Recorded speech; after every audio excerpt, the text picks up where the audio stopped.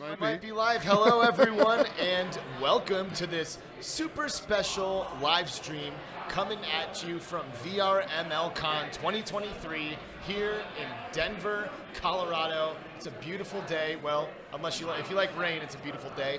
My name is Alex VR from Between Realities, and I also am joined here with Skeeva, my co-host from Between Realities. And what up? Eric Masher from Q2C VR Gamer. That's the most time I've ever been quiet in my entire life. Dude, well, you're just going to have to get used to it when you're around me, brother, because, you and I are both that spotlight guy. I know, We're like pushing really. each other out. Seriously. Don't you have something else to do? Mash tried to wrestle this intro from me, and I wasn't going to let him have it. So we are ready to go, and yes, it looks live. Let us know in the chat, guys, how everything is looking and sounding. Wolf Raza, Mr. Tasselhoff, thank you guys for joining here and being with us. Michelle B, of course, and Artful, Red/Ace. Yes, you guys are a part of the early crowd. We'll be broadcasting here for, I don't know, how long are we going to do this stream? Until we don't want to do it anymore. So, yeah, we're just going to do this for as long as we feel like. But we'll be talking a little bit about what we're experiencing here at the con. We'll be talking to a handful of amazing people who are here with us, some from different game development teams, some from different esports organizations, and it should be a pretty good time. It's already been a pretty good time.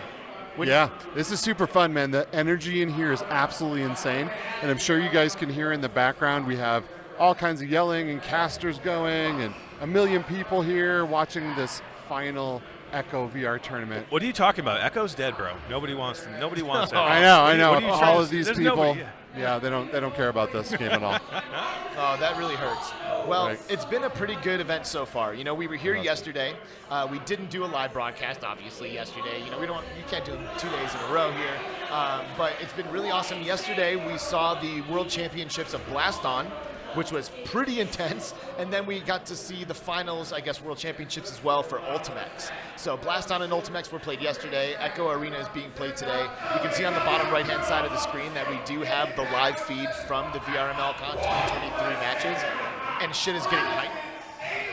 Dude, it is super exciting in here. It's like, listening to this, it's like, I don't know, you guys can hear that. It's like so intense, man. There's so much going on. Oh, goal. All right. Joker versus Yep, Joker versus Rush right now. Going down live here in Denver, Colorado. So I'll just give you guys like a quick overview of what I'm seeing from where I'm sitting. So there must be, I don't know, there's got to be over 100 people here, in attendance watching, maybe 200 people. Just here milling around. Then you have all the teams themselves. I don't know how many teams are here, but there's a ton of teams. They all have their own freaking cool jerseys on, with their names in the back. Then you have this whole stage setup that's in front of us, where you have a huge screen for people to, there's chairs and everything for people to sit and watch. You have this huge screen set up where you can see the action. Then, to the left and right of the screen, you actually see the players doing the movements and the players in the headset. It's just this is the most exciting thing you could see in an esport.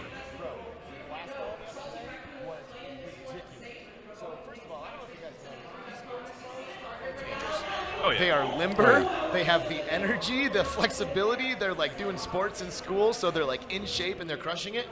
Blast On was ridiculous. The movements that these kids were doing on the stage was blowing my. Okay. I think we are back live according to this green dot. I hate this shit. I know. Why do we do this shit? Dude, well, why do we do this to ourselves? I don't know. Every time, man. Every time we're like, yeah, we could do this. Convention Wi-Fi? Yeah, let's do some live stuff from convention floor Wi-Fi. Yeah. And I always try to not be involved. I always try to be like, oh yeah, Skeeva's got this. Mash can help him. Skeeva and Mash, they're setting it up. I have no help. What are you talking about? Yeah, I don't need the help. And we do got this, but we don't have control over the convention Wi-Fi. Well, yes, or some of the issues that maybe potentially pop up from time to time, right? Yes. So today has definitely been an all hands on deck thing. I have not been able to skate by without pulling my weight today. And we've been searching, doing Google searches and hammering it out. And I think right now we're just kind of at the mercy of the convention center Wi-Fi. We are. But we're not coming back, by the way. So if this thing crashes, we're probably going to pull the plug on it and chalk it up to a loss. I do think this setup though that we've kind of figured out will help us in the future if we decide to do this again. Like, this is cool with these for awesome mics, and with this setup, it's super easy and small. And I think moving forward, going out and doing stuff live, I think it'll be easier for us to all do that. Yeah, we just got to bring our own internet. Exactly. Yeah. So anyway, just in case we do get disconnected really quickly, guys, Michelle B, Bluebell, Creeper Betty, Virtual Steve, Wolf Raza earlier, Red/Ace. Thank you guys all for tuning in and attempting to join us here from Denver, Colorado at VRML Con 2023. Yeah, and how dare you not come back if you didn't come back? Well, Oh, there it goes. There it Wow, goes. that's so And there it fucked goes. up, dude. Okay. Well, I mean, we are recording as well. okay. Well, do you want to keep So- going? And Yeah, then, I'd like to get it recorded at least, and we can get some stuff in. yeah, and then Okay. and then we can include a few of our guests, and we can share it, and at least people can watch it back. Should we try it off my hotspot just to try it? The quality would probably be so bad that it wouldn't even be worth it. Okay. I mean, we can. Oh, wait. It's showing that we're back online again. Oh, no Wow. It way. did come back. Did- So let's see what happens. It is back. Oh, It my is God. back. Wow, did it just come back? That's Yeah, so weird. it says it is. Let's see if YouTube. Yeah, it is. Look, we're back live. No. Look at Wow, that. usually it kills the whole stream. I'm Yeah. surprised. I That think was It must a be a close call. timeout. Yeah. So That we was don't know. a close Here's call. what we're gonna do, peeps. We're gonna try to do this live. Did you have to reconnect If to the it internet? nope. Oh, so it's not If just it the internet. Okay. if it disconnects, we're just gonna record this and air it later. So we're just gonna keep going, and yeah. And See we how that thank you works out. for your patience and Yeah. understanding. Hell yeah. So, just to recap, all right, it's VRML Con 2023. We're in Denver, Colorado. It's the first VRML in-person event like this that has ever happened. Yesterday we saw Ultimex and we saw Blaston World Championships. Both were phenomenal. Ultimex because it was like legit like watching like a sport, and it was super hype, and like the second the ball gets close to the net you like tense up and you start freaking out. And then Blaston was Let's keep going. Yeah, we're going to keep going. That's all we got. And then Blaston was ridiculously hype, mainly for me because of the athleticism of the athletes. Like these kids are going ham up there on the stage and like doing things that in my mid-30s I am no longer capable of doing anymore. So we've been having a really good time. Mm-hmm. Shout out, by the way, to Alex Nightfire, who really like inspired us to come out and be a part of this event. Without him, we wouldn't be here. So of course, thank you very much to him. And that about catches us up, right, Mash? I mean, it's other than the fact that I haven't talked about just quite how hype this environment is. Yeah, it's freaking cool, man. I mean, I've done another one of these events. I did the Vail Major in Miami last year.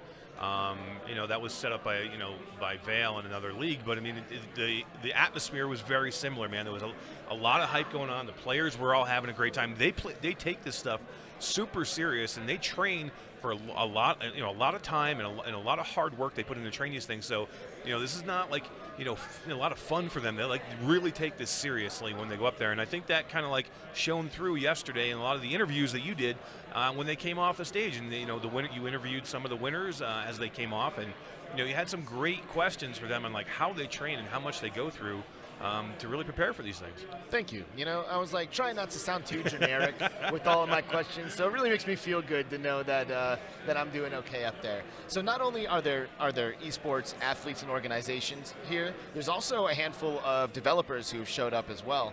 One of them being the developers of 11 Table Tennis, which everybody pretty much like universally loves and agrees is like one of the best like physics-based multiplayer VR games. And they've been working on some other stuff too. And here to tell us about it is Natasha Fahey. She's the VP of Operations over at For Fun Labs, who are the developers. And let's go ahead and invite her on to join us right now. Yeah, why isn't 11 Table Tennis more like tournaments? Well, let's Should find out. be. Yeah, find that would be out. freaking cool, man. Hi, Natasha. Hey, how's it going? It's going fantastic. Are you enjoying the con so far? Yes, I am. It's been a lot of fun and a lot of action, and also great to get people to try out some of our games. Yeah, well, I had the opportunity too, and I want to dive into that for a minute. But first, we'll just say, like, congratulations to you on your team for the success of 11 Table Tennis. It is, like, universally renowned by the community, and I'm sure that must make you guys feel great. Thank you. Yes, it's been a lot of work in the making, and we've obviously spent a lot of time on the physics engine to make sure that it is truly realistic. And we recently got accepted into the Esport Olympics with 11 Table Tennis, and I think that just shows exactly how good that game is, that it will be competed at the highest level. Well, I guess that answers your question a little bit, right? Yeah, Mash? that's freaking awesome. That's amazing. Like 11 Wow. table tennis should be in like huge tournaments. You would think that would lend Yep. itself so perfect for something like this. So I'm glad to hear that. Finally. Exactly, and you'll be seeing additional large-scale tournaments coming out. We will be doing some larger tournaments, with larger regions of people and things like that, and promoting those probably this fall. We'll start doing some more like that. That's really awesome. So on to some of the more recent events. I had the opportunity to have a multiplayer demo here at the con, which is great. You don't always get demos that are multiplayer, but I got to do a multiplayer demo of Bounce Shot, which is beer pong in VR. Nice. Like faithfully recreated. And you know that coming from the physics team behind, all the people behind 11 table tennis, that you can expect it to, they've already been working with ping pong balls, so probably an easy transition for you guys, huh? Exactly. Yeah, we came up with the idea to do Bounce Shot. It's a little more experimental for us because it's a social game. You can have up to 8 people in the room, and we can have a lot more fun with it. A lot of people play beer pong with different rules, and we can be really creative with that game. 11, we want to keep very, to the strict rules of table tennis and very competitive. So we're having a lot of fun with Bounce Shot. And, in my college years, I played a ton of beer pong. Like, it was, it got heated. Like, the shit talking that happened would get, personal. And if you were running a table all night, it was a true sense and source of pride. Like, it's a game that, you can really get skills in. And I just picked it up for the first time, and I was sinking shots, making bounce shots. And for the record, it's very close to the traditional rules that you expect. 1 cup is 1 cup, you bounce it, boom, that's 2 cups.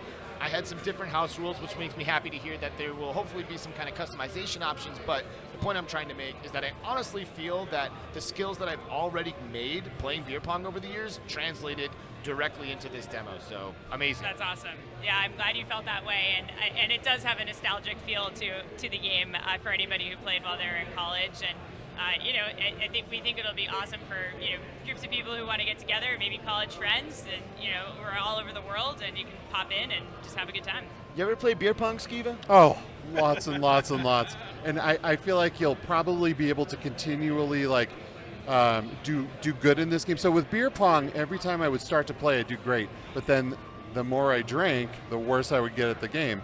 So in VR, you don't get drunk when you drink this stuff, right? So this is great.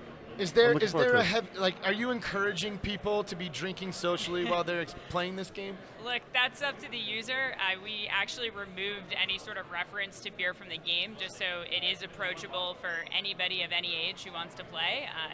A lot of kids, it's even easier really than 11 to pick up and just get the hang of it. So we wanted to make it approachable for everybody, or people who just don't drink. So you can do that at your own risk and your own choice. So explain to me this. So it's Bounce Shot is the name of the game. Yep. Now this is going to be a standalone game away from 11 table tennis, or it's DLC to table tennis? Yes, it's a standalone title. It'll be the second title for For Fun Labs, which is our studio, and it is in App Lab right now, and we are offering game keys if you join our Discord. So if anybody is interested in playing, please just reach out to us and join the Discord, and we'll go ahead and give you a game key. And then it is launching on Pico and Meta July 6th. Yes. Nice. Yeah, So, so wow. right after July 4th weekend. Only a month. Yeah, exactly. Wow, that's awesome. Very cool. I love 11 table tennis, by the way. I haven't got to personally tell you that, Sure. but I've played it so much. Yeah. I've put people into 11 table tennis that haven't played VR before, and it totally sells VR as a whole, right? Because everything acts and feels exactly how it would in real life, and that's what people expect. People expect that, this is another reality. They want to see the ball perform how it normally would when you hit the ball. It's going to act just like you would expect. So your team has done an amazing job, and I, for one, can't wait to see 11 at tournaments like this. Exactly. So. Yeah, us too. We have had tournaments like this at smaller scales, but we're excited to get them larger and just get people really excited about it. And then Cool. Bounce Shot. Sure. Because I played in beer pong tournaments, and Yep. those are honestly the most hype moments of my life. I won one of them, by the way. Just saying. Really? You know? Did you? Like a tournament? Yeah, I won a beer pong tournament Did you win like beer or? No, we might have won a little bit of money, but it was mostly just for fun. You know, we had like some people in my neighborhood that had a big party house, and I was expecting you to pull like a medal out. Or I know, something here like it that, is, the right? way you were talking about how excited you were. and you know, speaking of that, I always carry it with me. But no, that was really during like the height of beer pong popularity. So like winning a tournament for my partner and I was huge. Like we would just like walked around with our chests stuck out all night long, just thinking we were the man. So I actually haven't had a chance to try the demo yet because we've been busy trying to set this up. But so is it controller tracked and you use the controller to throw the ball, or is it hand tracking at all? Yes, so you use the controller to throw the ball.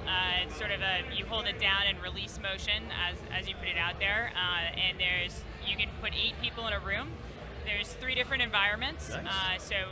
We really love our arcade environment because there's lots of fun games around there, and you can play, I believe, some of the other games that are in the room there, which is kind of fun. Nice. And then we have a really beautiful roof deck, and we also do have a stadium. So if you really want to have that official sort of like tournament mode, we've got that built out too. I love it, and you have some fun goodies here too. Yeah. What is this? These are these nice like hard reusable solo cups. Look at that. And there's some balls inside. That's awesome. Very cool. So, one Bounce for shot, everybody. baby. All right. Yeah, look at that. Oh yeah. Super cool. I love it. Well, here, let me just do that. There you go. All right, so Bounce Shot, it's coming next month. I played it. I'm going to vouch for it. It was awesome. This is the kind of game that like I want to jump into with my family. You know, like maybe like my dad, like people who don't play a ton of VR, but they like it and they could easily get into it if you just like offer like an approachable game. You know, pick up the controller, you throw the ball. Like it's, and you can like swat the balls away when people bounce too. So like that's cool. It's legit. And no locomotion, so no chance of motion sickness. Well, that's Right. why 11 is so good, the approachability. Like, I know people that they put like their 75-year-old father in table tennis, 11 table tennis with them, because it's approachable, it's easy for them to get into, and if you don't live near somebody and you want to go in, you really connected. You feel like you're in the same room. You feel like you're playing ping pong. So it's a really great game to get people into of any age range. Exactly. Yeah, and that's really the approach with Bounce Shot as well. An easy, approachable game, and we decided to make it a little bigger so that you can, have those 8 different people in it. Play with your family, or maybe your son or daughter's away at college and you want to spend an hour with them, or even a half hour, and it might be something they'd enjoy playing too. Do you guys get competitive at the office when you're like testing things out? Like, is there someone who's like always winning and you're trying to topple them? Yeah, so our team is fully dispersed. So we've got pockets of people in Austin, Texas, the East Coast between Boston and New York, and then the Pacific Northwest. But we obviously go in and do gameplay all the time. And yeah, there's some people who are quite good at 11. There's people who are really good at bounce shots. So yeah, it gets competitive with our group. Where are you at on the scale? Like, can you hang in there? I am an athlete, so I'm Nice. very competitive personally. I'm getting better at table tennis. I also play a lot of pickleball, so that's helping me with my table tennis game. And then beer pong, of course, I played in college as well, and I'm getting better at it too. So you mentioned pickleball. You mentioned to me earlier when I did the demo that you guys maybe have some kind of pickleball project in the works. Yes, we do. We have pickleball under development, and it's in its early stages. But given the physics that we have for 11, we think that we're really inclined to make a pretty decent pickleball game. I mean, I feel like if anybody could do it, you guys could.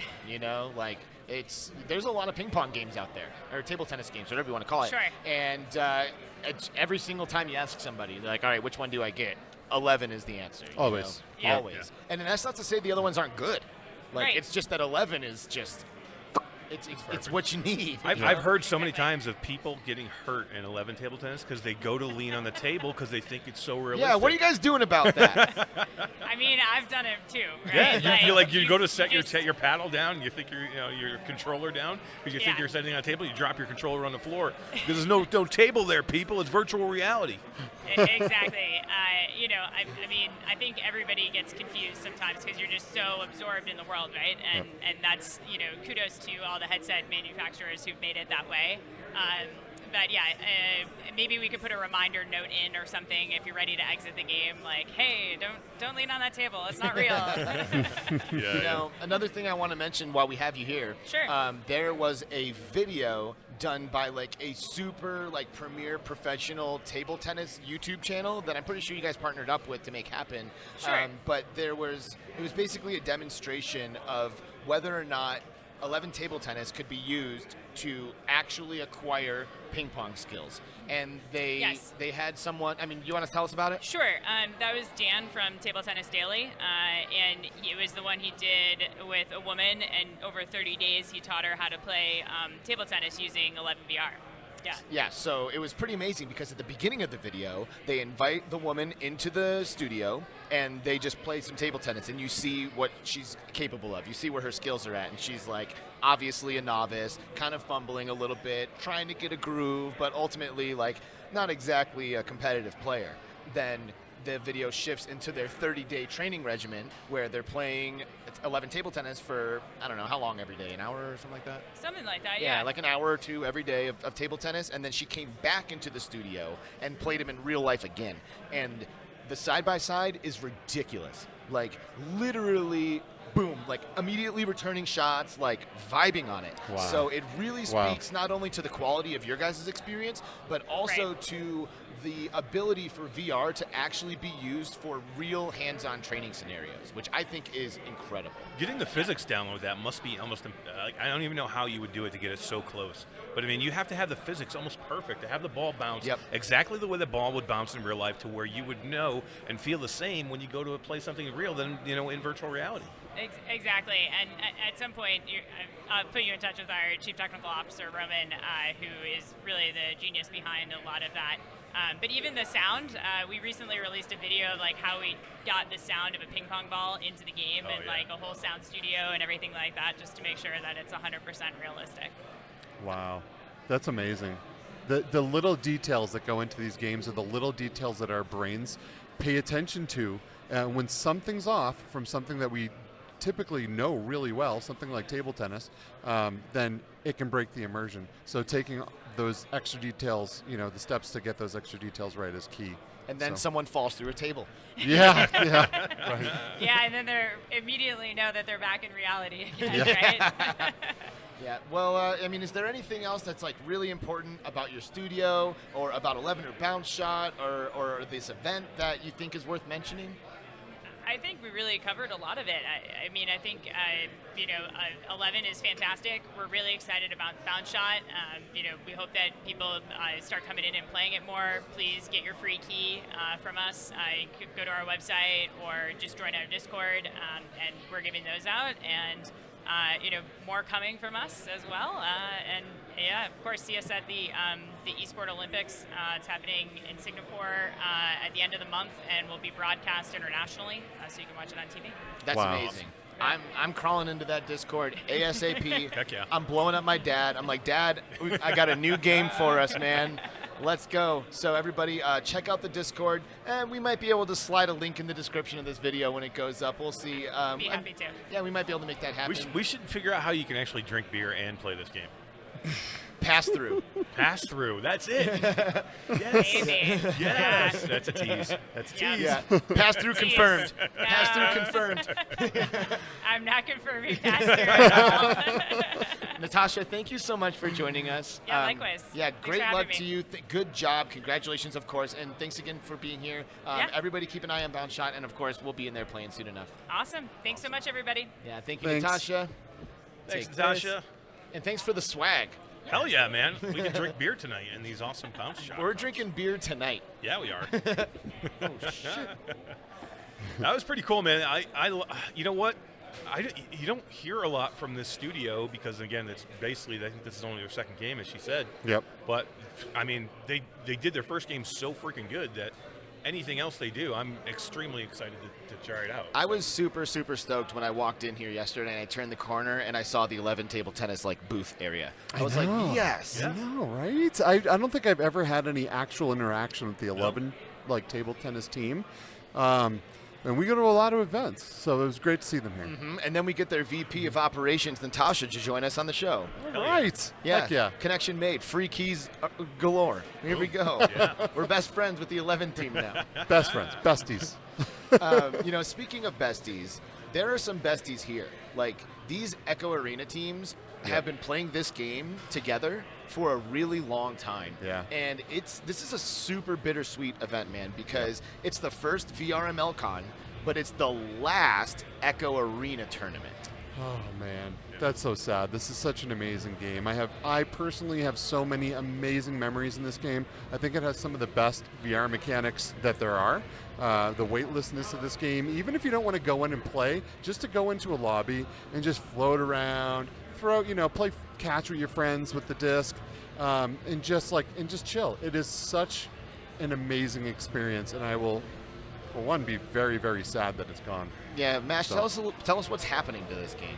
Yeah, so it's going away. Meta has decided to shut down the servers coming up. I think it's soon, right? Within the next. I mean, it must be if this is the last. Yeah, tournament. this is the last tournament. Yeah. So I know it's almost right away. And there was a huge following for this game, and right or wrong. I mean, I don't think we're here to discuss whether we think it's right or wrong that they close this thing down, but you have to support these games, guys. So like a free game, and I think most likely what happened to Echo is you need to have passes, and they have their battle pass system where you have to go in and you have to support it in some way. So, free games are great, and we all want to play free games, but it's just another one of those things. Ultimex, Population 1. If you want to continue to play these games and you want the developers to continue to support them, you need to support the developers and you need to support the team. So you going in there and buying a skin or buying some type of thing that you can put on your character, whether you may think it's a big deal or not, your $2, $3, $4 helps. And if everybody does a little bit of that, it goes a long way. Yeah, and these things can continue. So whether I think Meta should shut them down or not, I don't think they should. I think there's a way they should figure out to keep this open. But I understand that these things are decisions, and they probably don't make them lightly. But this hurts a big part of this community. Dude, for real, man. It's like this means a lot to a lot of people. Like I just said, these kids have been playing together for a long time. Yep. And one thing that we mentioned on one of our broken streams is that is that this community, like these esports athletes in VR, are young. They're between literally 12 and 20. The majority of the players, not all of them, right? Especially because we've seen people like Hasko go ham in Echo VR. And she is definitely not a teenager, right? She's a lovely, lovely lady. So, and it's getting hype in here right now. We're getting ready to start another Echo VR match. It is. Yeah, it was good timing for that interview. It was right there in the intermission between matches. Yeah, it was perfect. But yeah, like I was saying, man, this is a bittersweet event. This is the last time that some of these kids are going to get to play together professionally. And I mean, I don't know, it makes me emotional just talking about it. I can only imagine what it's like for these guys. Yeah, you look around the room and you just see hundreds of people here that are so passionate about this game. You see jerseys, sweatshirts, everyone decked out in Echo gear. This is a special game to a lot of people, and it's a dang shame. It's a game. Yeah. It's these are digital files. I understand there's servers involved, but there are things you can do from a programming perspective. Make these things peer-to-peer. Maybe there'll be some latency issues depending, but a lot of games deal with these things. I don't personally see a reason why this has to go down like then this, the community can hammer that out. Right. Yep. Correct. Which they would be happy to do. They would. I agree. Yeah, and it would. And if you do those things, put it on the community. So if the community is up in arms and says we want Echo, give them a chance to keep Echo alive. Yep. And then if they don't, then it's on them. You know what I mean? But at least you give them the opportunity. But what I will say is, I think there is enough going on with VRML, with some of the other leagues out there, with the other games and developers that are supporting VR esports, that just because Echo is going away doesn't mean that VR esports is going away. I think it was just as strong with the amount of people that were here yesterday for Blast On and Ultimex, and I think some other things that have happened. There is a ton of stuff coming. We could talk about Vertex Stadium real quickly and just say how freaking amazing that is going to be and how excited we are to look at that. I don't think a lot of people even know a lot about Vertex Stadium, but they will soon. So the future of VR esports, I think, is just as strong now or will be stronger even without Echo. Well, and I'd like to give them the benefit of the doubt that because they're pulling away Echo, it means that they're supplementing it with something else. You know, like they'll be bringing a game that this community should love, maybe similar in mechanics, but with a new level of polish, or maybe a few new game mechanics that kind of spice things up, or you know, give the players a new perspective to play from. So, you know, my fingers are crossed. Somebody said Echo 2 yesterday. Was that you, or was it somebody said? Somebody said maybe they're making room for Echo 2. Here's the question, though: will this community be willing to spend thousands of hours in a game, getting good at it, and making friends, and really being a part of this community again? To take, you know, and they might not trust the studio anymore. They might not trust Meta. Well, I mean, look at the track record. Like right now, we haven't seen a whole lot of like service to the community or fans. You know, it seems like a lot of decisions get made based on like, I don't know, business things and stuff like that. And you know, they're like okay with breaking like, you know, 10,000 daily hearts. Yeah. You know what? I mean? It's not just Meta though. I mean, Hover Junkers shut down, or Space Junkies. I mean, and you know who? What was Riggs? Was a PlayStation title that shut down. I mean, there are companies out there that pull Access all the time. I don't want to just kill Meta. It happens a lot, man. Totally. But Meta is a big enough company where they could have probably kept open if they chose to. And most of the time, it dies because it doesn't have a community that supports it. Right. Meanwhile, Echo has tournaments, multiple professional teams, people playing daily, like concurrent players all the time. Yeah, Space Junkies didn't have anyone in there. You go in there and it was just gone. But you got tens of thousands. But do you think if it was monetarily alive and healthy, that they would have said, let's just shut it down?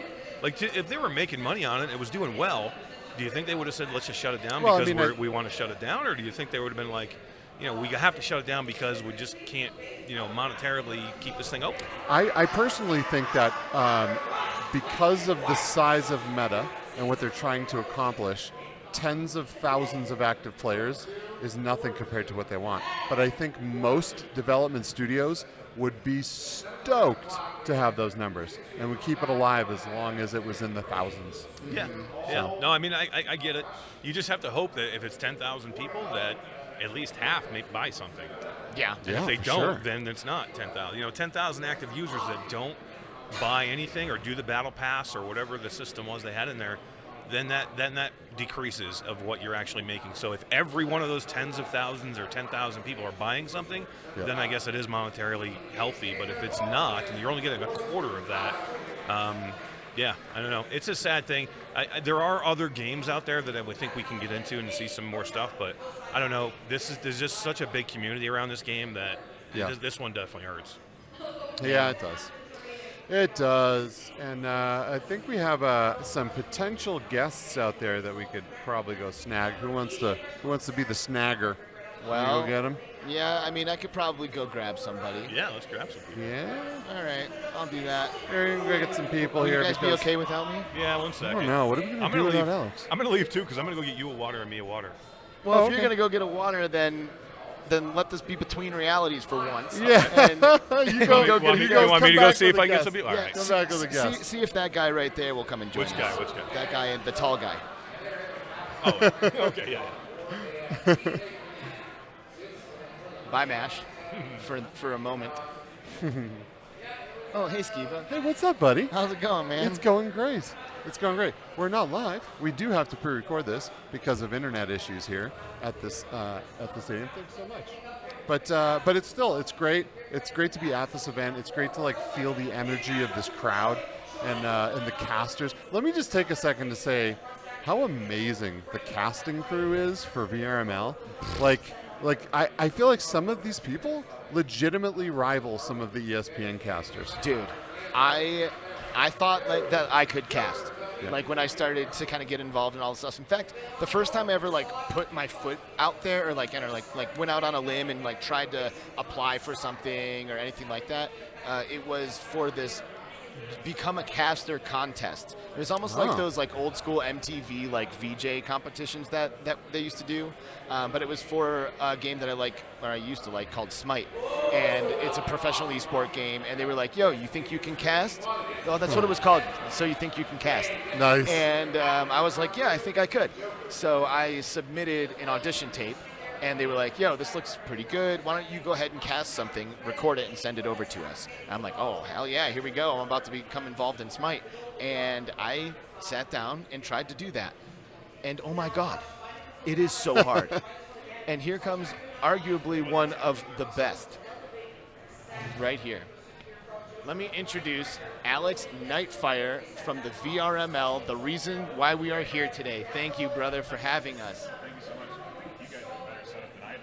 Oh, can we? There we go. Oh, here now. Ooh, What was now that? Now it's Chris. I think you guys have a better setup than we do up here. This is a really nice. I really like the whole pod setup here. It's beautiful. Well, Thank you guys for stopping that's by. very lovely of you to say, but I'm going to go ahead and disagree with you.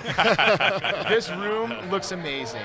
You guys we were just talking about the professionalness of your guys' casting team, and the setup that you have is exactly the same way. Like, I love this borderline ESPN style broadcast, and it's been a pleasure and honor, by the way, to be a part of that. Alex has given me the opportunity to kind of do some post-fight interviews after some of the matches, and it's been a lot of fun. But yeah, dude, we were just having a conversation about the casting team and just kind of talking about how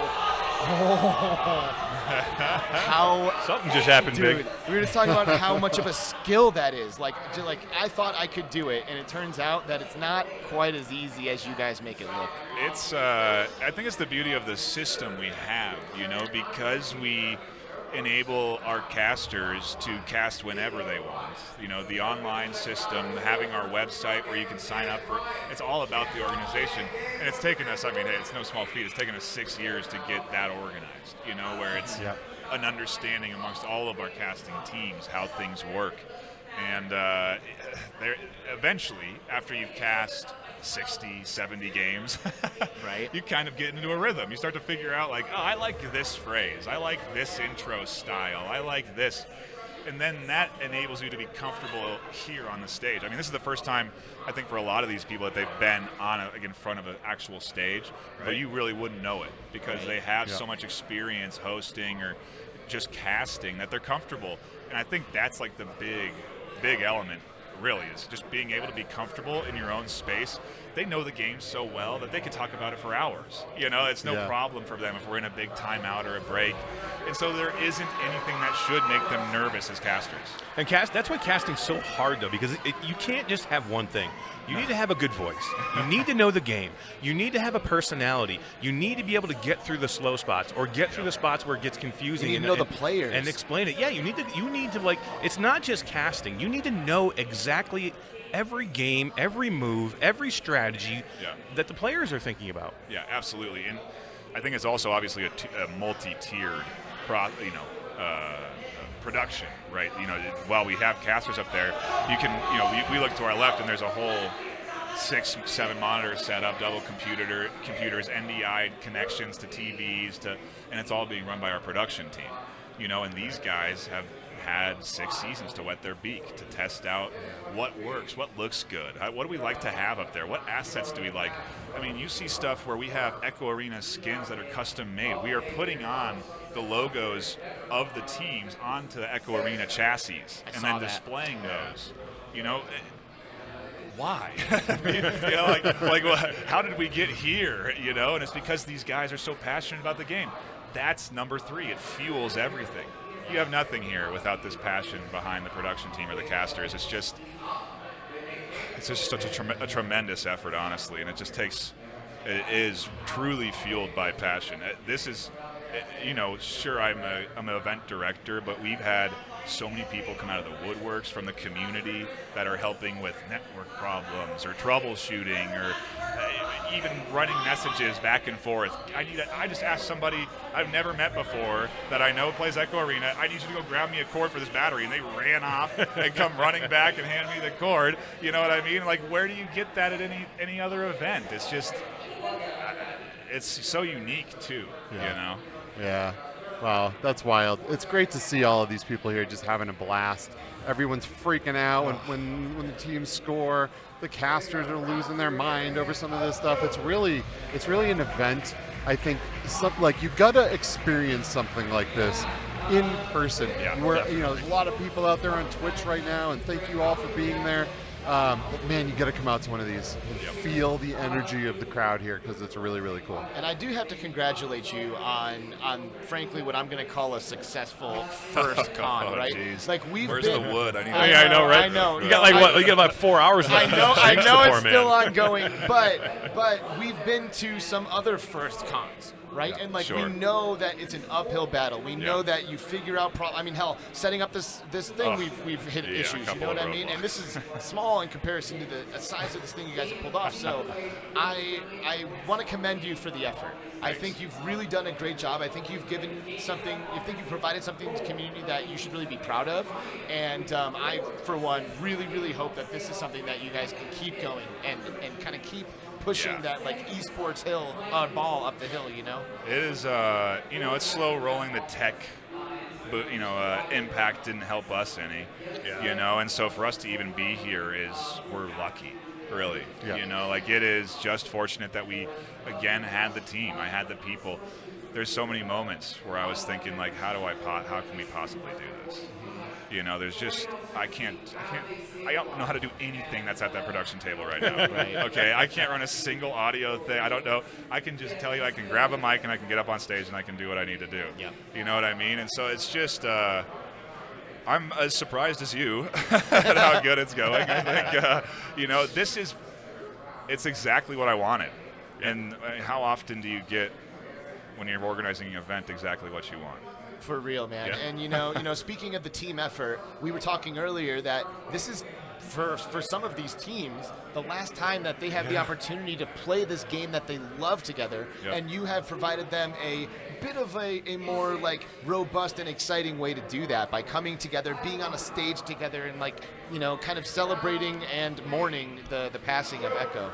This was always part of our plan too, to get to this stage where we would do live events.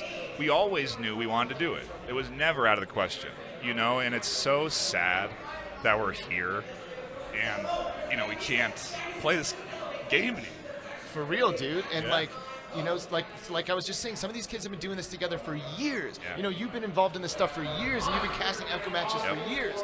And it's almost like as we're getting started, we have to finished? say Like, goodbye. Yeah, and I just talked to developers that have made this game, and they're sitting here seeing the most popular LAN that's been held for it, and they can't support their game anymore. And this is over. I know. Man, I know. It is, from my perspective, madness. Yeah.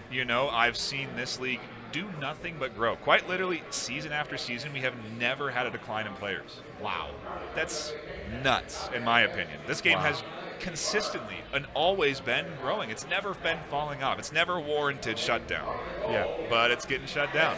I mean, is it possible to maintain an optimistic perspective Yes, here? of Because course. I'm thinking, well, no, and not to say that you're not, but what I'd like to hope and pray is that there's a reason for it.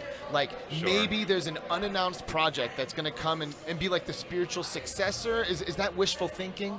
I think what this game has done is it's shown so many people what they like, and so there's a lot of those people that are developers. So with Echo gone, who's to say you can't make another Echo? If people like it and it continues to grow in popularity, why wouldn't you? And so I've seen another Axiom tweet, the developers of Gorilla Tag, that they want to kind of take the reins and maybe do something. I mean, that, in my opinion, is the best foot forward. You're talking about a dev team that is maybe the position as 1, 2, 3. In your dev teams, when you think about it, just because of how popular they are on the Meta Store with Gorilla Tag, it's insane. Yeah. So whatever they come out with next is going to be have a lot of eyes. Whether it's good or not is up to debate. Okay, I'm not going to say I'm not guaranteeing any good games, but there is going to be tons of people looking at what they put out. So that's going to be a big one. And then we have other, devs here. I thought your events yesterday were fantastic. Yeah. I understand, when this happened, especially for you, you must have been like, this is terrible for Echo, but terrible for the VRML because it's such a big part. But there are other games out there, and you're going to move forward after this, and this is not over for VRML. And the Ultimex and the Blast On stuff yesterday, I was super excited to watch. It was awesome.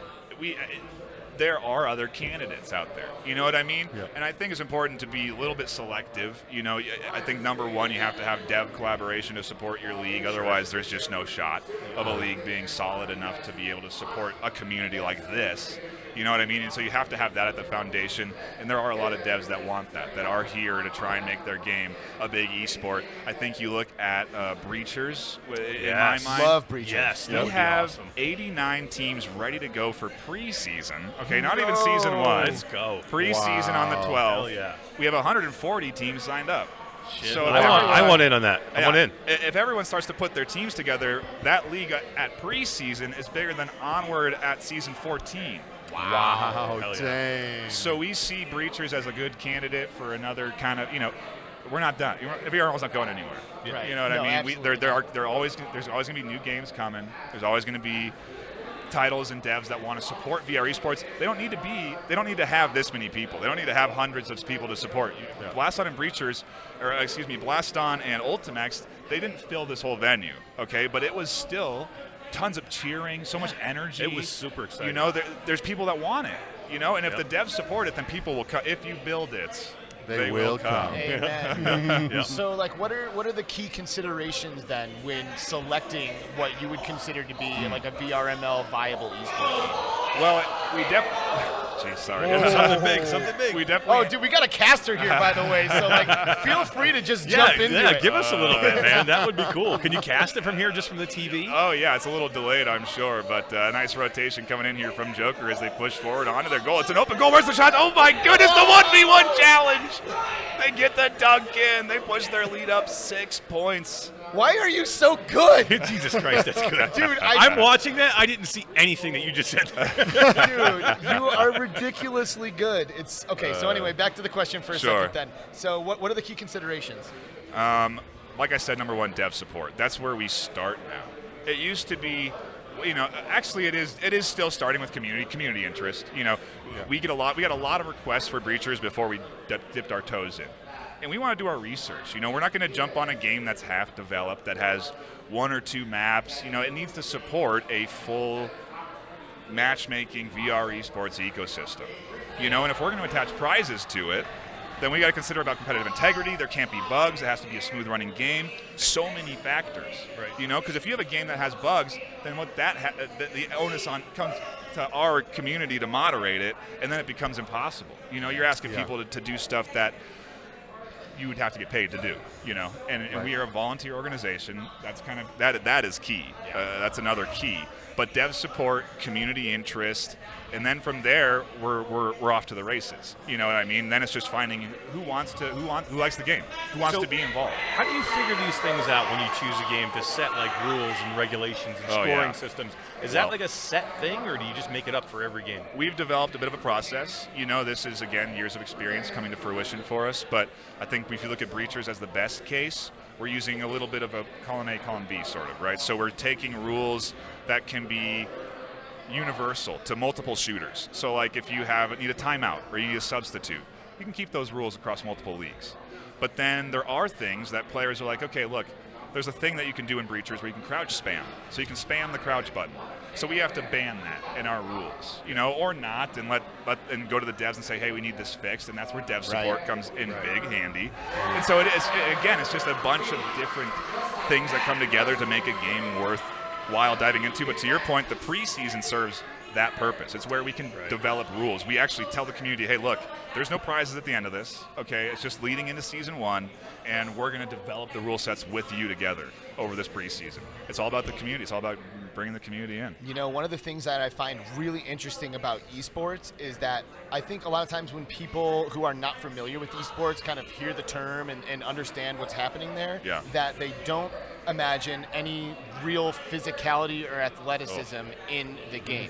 And I've noticed, especially just here at VRML Con 2023, the difference in athleticism across games, right? Like some of these games like Blaston, for example, are ridiculously active. They were moving our whole stage. I thought they were going to come off the stage a couple times. They were moving the physical pieces of the stage, so we had to go get additional clamps to tie the stage down together more. You can see some tape across some of these gaps. I mean, that's what I wanted to see, and that's what we got, and I'm so proud of the production team, of the casting team, of just the whole I mean, you're talking like 30 or 40 volunteers here.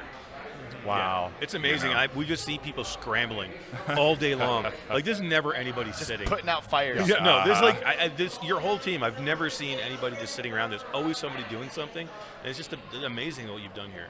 Yeah, we got to put out another fire now. It's tech delays, so now we have to decide what do we do for 30. You know, it's just, it never ends. Yeah, it's never ending. But it, in my opinion, is going pretty good. Oh, definitely. You know? Hey, you got through all day yesterday. I mean, there was even slowdowns yesterday, but you got everything done. Yep. And you know what? That doesn't happen all the time. I've seen them where they just don't get them and they cancel them and don't do them at all. Yeah. You got through everything yesterday. That was great, and it seems to be going really good today. There's a ton of people here, man. I know it. I had an inkling as ticket sales started to creep up over 200. I was kind of like, oh, that's a good amount. If we're just getting that off of online sales, then certainly that's going to garner more. And yeah, we've sold a couple of just people interested in coming into an event. You know, and this is really the beginning. You know, this is bare bones, limited budget. We're not trying to go too overboard, but we want to do it right. You know, we didn't invest in a marketing plan. We didn't do local marketing. You know, there's so much more that we could do. You know, and it's all just part of growing and getting more sponsors, getting more people to come in and help support our production, the stuff that we're putting out, and you know, it's big help to have you guys like you help get the word out about VRML Con and VRML, and I really appreciate you coming down here. I mean, you're at an event podcasting. It's incredible. It's I love it. Well, we're having a blast, and like I said earlier, we really appreciate the opportunity to come here and be a part of it.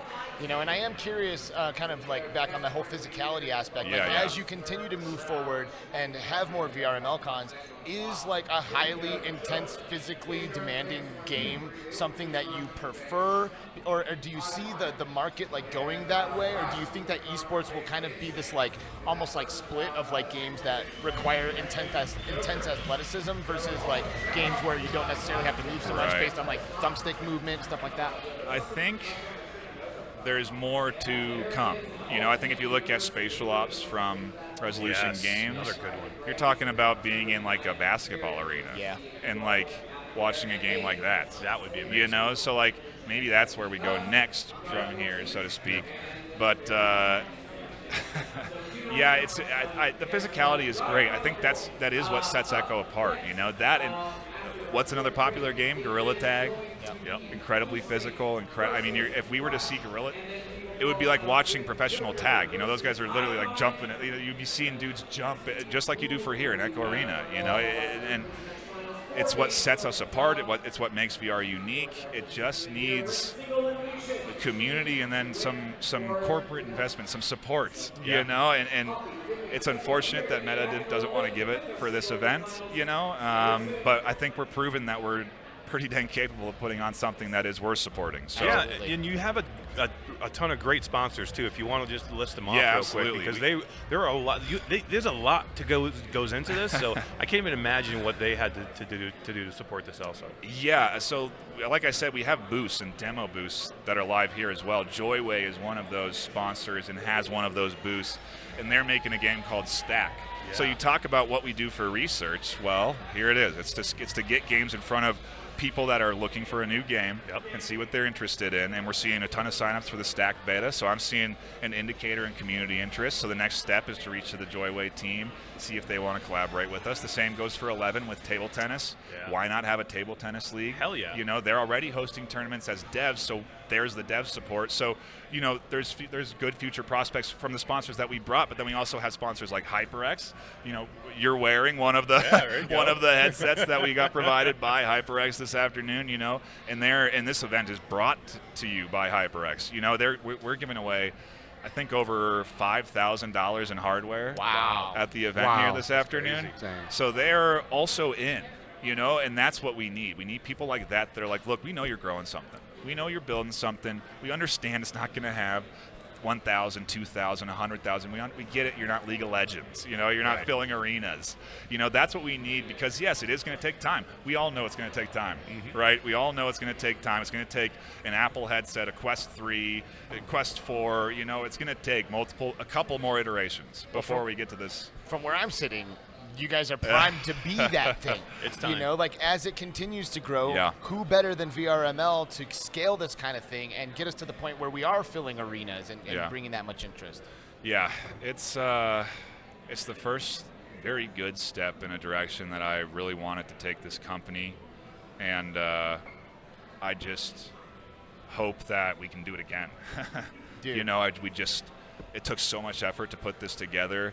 And you know, if I have three games that are three devs that are gonna support it, I'm pretty confident that we can do it again. You know what I mean? But it also takes community focus and community help, and it is a process. You know, so The hard one, the first one's got to be the hardest, right? Yeah. You get this one out of the way, and now it's just That's it. repeating it. It's the constant, for me, it's the constant fear of the unknown. I've never done this before. Well, you know? too, I was surprised that you're doing all this with standalone headsets, too.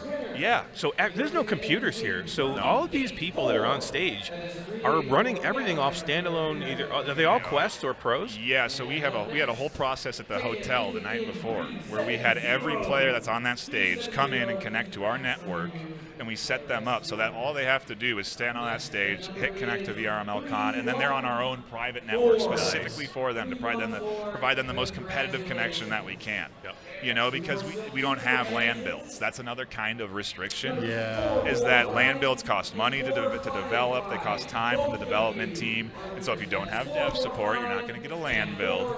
You know, and so then we have to go online. We have to run it online, and to that end, let's go Quest 2 because then we don't need PCs if we have to run it online. Why do we need people on PCs?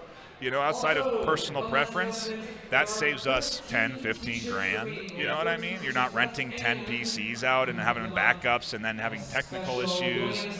So it's. Well, and aren't they playing on Quests anyway? Yeah, they're on Quest 2s. Yeah. But like at home, like Oh when yeah. they're playing Well, you'd normally. be surprised. We got a couple of Rift CV1 fans out there. Oh, really? Still. Cool. Yeah, they Well- prefer the sensor. Yeah. Well, I got to tell you, those are still, to me, I think those are the best controllers that there has ever been. They're the most ergonomic. They feel really good. So it doesn't surprise me. We've honestly. already seen one or two controllers fly across the arena. I do wonder with a Quest 3 how that will stay in the hand. Yeah, you know, with those kind of pro-like controllers. We are also seeing people with Quest Pros up there. Yeah, so, I saw a couple people yesterday. They're competitive. Doing it. Yeah. That was cool. You know what's nice too is no lighthouses, and you don't have to have lighthouses to track anything, and you don't have to. You know, they have to be set up perfectly with all the lights and different things that you have here. There's a ton of things that go into that. And we can do something really cool that we are doing now, which is have a free play space.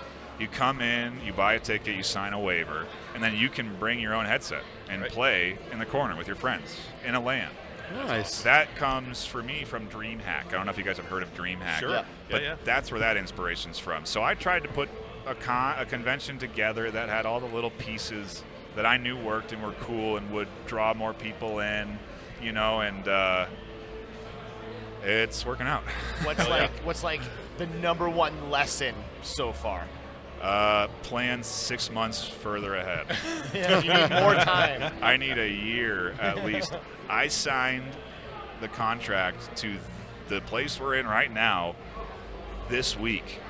Wow. Really? That's when I finished figuring out all of the details, was this week. And that's because there's so many behind-the-scenes fires, that you guys don't know about that we just managed to skate by and figure out, and somehow we got here. You know, we weren't originally even supposed to be at the McNichol Civic Center. We were supposed to be at the Convention Center when we started planning in December.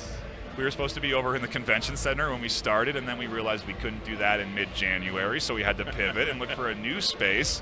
And then that came into question, well, should we just cancel because Echo Arena is going away? Right. So what's the point of just continuing to invest? But it's the passion. I like casting. I like VRML, and event coordination I could take it or leave it. Yeah. But you know what? If it gets me this result, though. Yeah, and I think Echo deserves a send-off. Like if it went away, absolutely. If it went away and didn't have a nice, an amazing event like this where all the players could get together, it would be super sad. At least this does put a good spin on an unhappy ending. Well, it's honestly. You know who else likes a happy ending? Yeah, she does. Boom. It also does put a nice. That is one of the main reasons I did continue to do this, was because I've invested my time too. I cast for 4 seasons of Echo. I didn't cast the last 5 or 6, but it just didn't feel right that we've been building this community to this stage and getting it so big that it really kind of forced our hand in some ways. You know, like maybe we would have backed out if Echo was still going to be around another year. We would have, when we had those issues in December, we would have said, okay, let's pause, take a step back. Yep. But it drove us to get here. You know, the fact that Echo needed a send-off, that was definitely what was in my mind, that they needed a send-off. And so it's I'm happy that we were able to give it to them, and I'm really happy that, you know, other companies like Another Axiom have jumped in and they're hosting the after party. You know, they're going to keep that kind of vibe going a little longer tonight. And oh gosh, yeah, I just sitting here now, I wonder if there's any fires I have to put out. Yeah, right. Well, we'll let you go soon, but I want to keep you for just a couple more minutes. Yes. This match is about to start, so maybe you could start this match for us before we get rid of you. Oh, we got faked out. Oh, we did. A classic. Damn. Well, I am curious though. I'm sure you've been talking to basically every single human in this building, and a lot of them are, of course, the athletes and players who have been, you know, watching you cast matches for a long time, who probably know you intimately. What's the general consensus from the professional community as far as their next steps? Like, where are these players going? What are they planning on doing? Are they hanging up their hats? Are they moving to new games? I can tell you that at least internally with our production and casting team, there is interest in continuing to just work with VRML, whether that's with Breachers or Ultimex or Blaston or whatever we have next. You know, they want to continue to stick around and help grow what we've grown, because we've learned so much. There's so much knowledge that it's like a waste to not keep going. You know, like we have so many good methods and processes that you know, it wouldn't feel right to just kind of abandon that. You know, so I don't know why I don't know where I was going on that tangent. Well, I was asking you what the players are up to. Yes. So I think the players, ideally, what we're trying to do is shift them to other leagues. That's kind of our goal. It's why, again, I'm bringing other games to this convention to try and show Echo Arena, hey, maybe there's something else you might be interested in. You know, maybe there's another game. Maybe Blaston might catch your eye. Maybe Ultimex is something you could be interested in. You know what I mean? And then I haven't done it yet, but we also got to shout out the Breachers League, get people to join that. You know, it's all about, again, just kind of funneling people through the VRML ecosystem that we end up cultivating. Right. You know what I mean? There's players like 24 who we saw yesterday who played in Blaston and Ultimax. Yeah, that's not an uncommon element. I had one player come up to me and said, hey, I manage this organization. We have a team, and we have 2 teams in Echo, we have 2 teams in Breachers, we have 2 teams in Blaston, we have a team in Ultimex. You know, like, people are going kind of crazy. There's levels to it, I suppose. You know, good players are just good too, right? Like good. Yeah. I see it all the time. Like, good video game players are just good video game players, and usually, I mean, it takes some time, but they can get good at pretty much anything. Yeah, and you know, especially these kids on stage, they're young. You know, you're looking at teenagers in a lot of cases for these guys that are playing. So the sky's the limit. You know, there's going to be hundreds of games that are coming out in the next 2, 3, 4 years that they'll be able to kind of attach to, look for. It's like it gives me a little. It's like the constant prospect of scouting, because this is gonna be a common thing. We're gonna send off games, I would say, probably every once in a while. You know what I mean? It's gonna we're going to have lands where games get sent off. You can't support a game forever unless you're a live, oh gosh, what is it? With like season passes and stuff, you know, where you're billing season to season and stuff like that. So it's just part of the process that we weren't really like ever thinking about. You know, like I never thought when we were doing this with Echo or Onward or Pavlov even like, oh, these games are going to go away. Like, these devs are going to stop working on them. That never crossed my mind. You know what I mean? And so it only comes after 6 years of experience that I go, oh, they can cancel a game, can't they? They can just take away a league if they want to, and I can't do anything about it. So it's all experience. It's all learning. It's all just understanding. And Yeah, it's taken a tremendous effort to get here. So many people have come and gone. You know, like there's so many people that helped me start this that aren't here that I would love to see. You know? It takes the passion. That's what it is. That's what this is about, is the passion. Dude, that's why we're all here, man.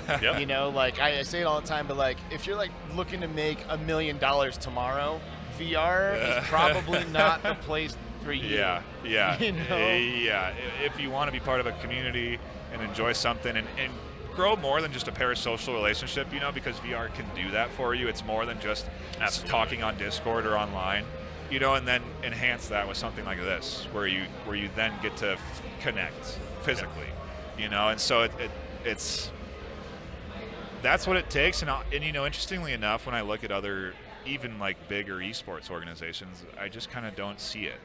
You know, I don't see what we're doing, and I kind of think, well, maybe we're onto something unique that could be the future. That could be something new that stands out, that grows more than what it should, because you know we're doing it our way, not the way that people think it should be done. Yeah. Amen, dude. Heck yeah.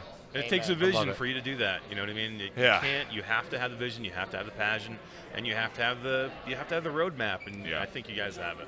Yeah, we do. It's this is again kind of like our big, not step one, obviously. 6 years was step one, but this is the next step for us. So. Yeah, VRML Con 2024, I'm not going to say it's guaranteed, but I certainly would like to make it happen off of how well this went. Hell yeah. That'll take 3 or 4 games to have popularity and be in the rotation, and so if that's not the case, then, you know, we'll wait until the time is right, like we always do. You know, I don't know how we do it, but we end up making, in my opinion, the right decisions most of the time. When we come across these hard crossroads, whether it's because I like to confer with the board and our community or what, I don't know what it is, but we do end up making the right choices. So I'm confident we'll be able to get through Echo Arena going away, you know, and continue to do what we're doing here for other games. Well, I'm sure there's a lot of people who are watching or listening right now who, you know, maybe they play some of these games, or maybe they're like, you know what, like I would like to be a part of an organization like that. So like, what's the best way, whether you're like a player, an athlete, or maybe like a volunteer, or you want to be a part of the organization, to kind of like start to become involved in this? Yeah, absolutely. Step one, VRML.com or VRML.com. That's where you're going to want to go to just get your baseline. That's where you'll see all the games for all the leagues that we host. And then when you click the game that you want to play or want to participate in, that's where you'll see all the information. Discord information, Twitter information, Twitch information. That's where you kind of get all your, it's our one-stop shop is the website. And that's ultimately where you'll go every week to schedule games, to interact with, to recruit players. You know, we've built out this space online so that people can play esports. It started with Onward. It started with me and 4 other dudes that wanted to play competitively. We just wanted to play match-made Onward, where we're going up against another team that wants to be competitive. And it's grown into a whole thing. A whole beautiful thing. Hell yeah. Yeah, I'm just watching now Pallador on screen. That man right there, he... one of the reasons we're here. He maybe, I think, did over 160 casts.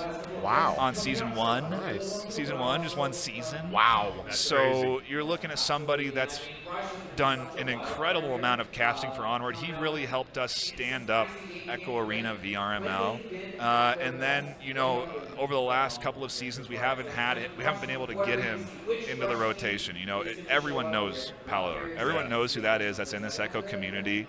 And I'm so happy that we did get him at this event, and he is able to cast for what is, again, the last event.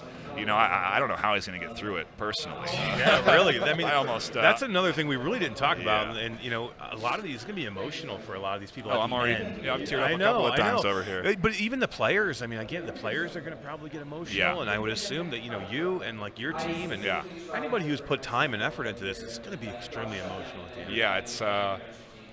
It's also I would argue not necessary. You know, we could have kept going. Right. We could have kept Echo Arena going. You know what I mean? Exactly. But it is what it is, and so yeah, it's definitely going to be emotional. I can tell you that. You know, I think we have plans to get Alex up there to interview at the end. Yeah, that'll be good. And he's going to wrench some tears out of a couple of folks. I feel pretty confident that there's going to be quite a few tears up there from some players. It's the last time they're going to be able to do something like this on stage. You know? Listen to that excitement right there, man. That is live VRML. That you can't get that, I don't think, at home. You need to come and do one of these things. All right. I wasn't expecting this, but yeah, I'll jump. I'll cast the. Get us to the first goal, and then we'll cut you loose. Sure. So just so the people out there know that our feed is about 20 seconds behind. So what you see on our screen will not be accurate to what Alex is saying. Oh, heard that. Yeah. That's a bummer. That is. I want it anyway. There we go. All right, well, we're off to the initial joust. We missed that, but that's A-okay. It's into the hands of, it looks like Strabitsky Instinct going for that pass up front, but it gets knocked away nicely. Rush going to push back to the midfield. A nice stun there. The back ball back under the back of the goal. A nice scoop up by the goalie. They're going to send that down. A nice pass up to Tsuna. Tsuna looking for the full clear down to the midfield. That's going to enable this team to stack and push. So you should see the orange team zipping in here, looking for that ball. They're setting up now. They've got the pass. There's the shot on goal. It gets scooped up at the bottom of that goal. A nice save and another clear. The clear is when you push. It's just like hockey. You're getting that disc, that ball away from your goal, down to the other side of the arena. And then we have these strategies where stacks come in, players come zipping in looking for goals. That one nearly goes through. A nice two-player effort there. But there's so much happening in this game. You can miss so much. There's things that these players are doing where they're dropping the disc, blocking a stun, picking the disc up again, going for shots. It's insane as they approach the 1v1. Another fantastic stun, knocking out that the defense so far in the first minute here is on point, and these players are playing an elimination round. If they lose here, they're out. So there's even that more that, you know, we talk about the emotional pressure that's on the line here too. So they're fighting through that as they look for these goals. Another attempt at the bottom, a nice toss to the pass, and it's going to take off the inside ring. 2 points for Instinct. There it is. I don't know if you could find a better caster in our space. Dude, I have goosebumps right now. I'm not kidding. I swear to God, I do. And you know what? The casters, I mean, this is great, but if you don't have casters to doing this right now, it's not as exciting. That's number 4 of a good league. You need production. You need spectate. And that's something that is another key for a game that we pick up. It's got to have spectate, otherwise we can't do this. Right. Well, you know what I mean? Yeah, because if you can't watch it, how do I get people interested? Right? How do I get people going, what's this game? And then going to pick it up and download it, and then saying, yeah, go check out our Discord and learn. And the other thing that you do when you're casting is you're explaining like crucial game mechanics that allow people to kind of, you give context to the action that's happening on the screen, and it allows people to wrap their heads around like why something is important, why something is exciting, why they're moving the way that they are. And that ultimately helps people connect with the game at a deeper level and maybe want to play it even more. We have more people coming in. I thought we were done. No, it's getting busier and busier here. It's great. It's amazing. Yeah. Well, listen, man, if you want to take off, dude, we'll cut you loose. Because look, I can maybe just step away for a couple minutes, make sure everything's going good, and I can come back here in a few. Yeah, if you'd like to, come back, man. You're welcome here with us. Absolutely. Okay? Thank you so much. I really appreciate you guys having me on. Dude, I probably will come back. I just want to make sure everything's running good. I don't blame you. I would be doing the back. same thing right now. This is maybe the longest break I've taken from this whole thing right now. Well, you're welcome. Thanks. And go out there and get us a report and come back and tell us how it's going. Will do. Very, very well. And we're now all the way back. Dude, we talk about people in our industry that do things because of passion. You do it. Skeeva does took it. the words out of my mouth. For us to continue and to make virtual reality what we all want it to be, you need people like Alex Nightfire. You literally took the words out of my mouth. He's not making millions of dollars doing this. He probably maybe broke even or lost money, and the amount of time he had to put in. You know, this is not profitable. Well, and you can tell how much he cares, man. Like this guy's over here fighting tears, talking the whole about time. what this means to his players, what this means to the league. You know, like, and I'm like feeling it. You know, and it's like, it's real. It's palpable. No, I had to hold back tears for a minute. Like when I see somebody that passionate and feel that type of emotion. emotion, it affects me. And like, I am not a big Echo fan. I never have been, just because I don't really get into the game. But it doesn't mean I'm not like super emotional and sad for the people that are going through what they're going through. So I actually feel that. Like, I can feel him going through this thing right now. Are you feeling it, Skeeva? Oh, dude, absolutely. How can you not? The energy that's in this room, the energy that Alex puts out, that every single person involved in this puts out, every player. I mean, it is just thick in the air, and you'd have to be dead inside to not feel this. Seriously. And as he's talking about like how the emotional pressure that the players are feeling right now, like what he means is this might be their last professional Echo match. Absolutely. If they lose, they're done. Yeah, so it means everything to these players to pull out as their best possible game. Years and years and years of skills coming to fruition here at the final VRML Con tournament. Like, that's heavy stuff, dude. Like that like makes me emotional thinking about it and talking about it. That's what I mean. That's what I mean. You know, for Alex and the VRML to push through to have this event for them, because what if there wasn't this and there was no send off and these players didn't get that chance to do this? Right. Then they just go away and it's gone and they never have that closure. Right. Well, and you think about how important expos and conventions are to us. The primary reason outside of like business opportunities, you know, or all any of that is the fact that we are coming together. You know, and this is really the first opportunity from the VRML that they've been able to do that. Right. And the fact that it's also the last makes it just like they are going to remember this forever. Oh, absolutely, forever. It would be like you know, like if a team in professional sports went away, or even the sport itself. You know, the last that's Super what's happening. Bowl, I mean, it's a big deal, and there's a lot of people here that love this game more than anything else, and their fellow players and the relationships they've built while playing this game. This is, you know, it's a big deal. And how lucky are we to be in the room? Seriously, I agree. I think we all three of us figured we had to be here for this. I mean, this is a big thing for us in our community in VR. So yeah, and I mean, you know, we weren't paid to be a part of this. You know, we are a part of that volunteer squad who, you know, just wanted to come and support. Alex reached out to us, Nightfire reached out to us and said, hey, you know, we don't have much to offer you, but we would love to have you. And when, you know, we really could see how passionate he was about bringing this to everyone, it was pretty much an easy decision to make. You know, we found a way to fund it, you know, and we're here. Yep, we are. And we've been here for about an hour and 15 minutes, not including the pre-stuff we got to cut into this. yeah, that'll be fun. Yeah. Are you going to do that? You're going to cut that I'll in? probably bang it out right when we hit stop recording here. And then upload it right away. Just That would upload be it right cool, away. dude. That would be cool to have the pre-stuff, because I think it was, you know, the lead in with those lives was really good, and there was a lot of good information and how we were feeling about the event. You know, right going live. So I think that would be good to have it all. Yeah, you know, lightning doesn't strike twice. You know what I mean? Like you get that first intro, and you know, Skeeva and I did fake it one time though when we had the Jamie and Zena, formerly of Upload VR, on our show. Long story short, we did about 25-30 minutes of our podcast without recording it. Oh no, and it was just dead air? Well, we just didn't hit the button. No, the button was hit, and there was the first minute and a half was recorded, and it just stopped. Skeeva didn't hit the button, and Skeeva messed up, and he broke it. That's what happened. Poor Skeeva and Todd. You know, that was one thing I would, before we cut out here. Skeeva, you probably know more than anybody about the technical stuff that goes into doing these events. Yes. Because you were, like, you know, doing the LBE stuff, which is a lot like this with the technical stuff. Just explain to everybody how hard it is to do these things, and then do them without PCs and do them with the standalone headsets. It's really, really difficult. So I've put together a lot of different things for different expos, for different companies, and it's very difficult. The thing is, like, you can, a lot of times with the technical know-how, you get all this stuff working, then the day of event happens. Everyone walks in with their hotspots, with their phones, there's Bluetooth everywhere, Wi-Fi's going all over the place, signals start dropping. You can't account for everything that's going to happen until the event is going on, and that's when it's high pressure time. You know, if something like this doesn't go well, imagine the amount of time and energy, people flying in. There's a lot of pressure. Just pure cash. Yeah, there's a lot of pressure. And the feelings of everyone here that came to see the final tournament of Echo, if this would crash and burn, it would be the most tragic thing ever, right? So there's just so much on the line when doing events like this, and you got to really give it to the team.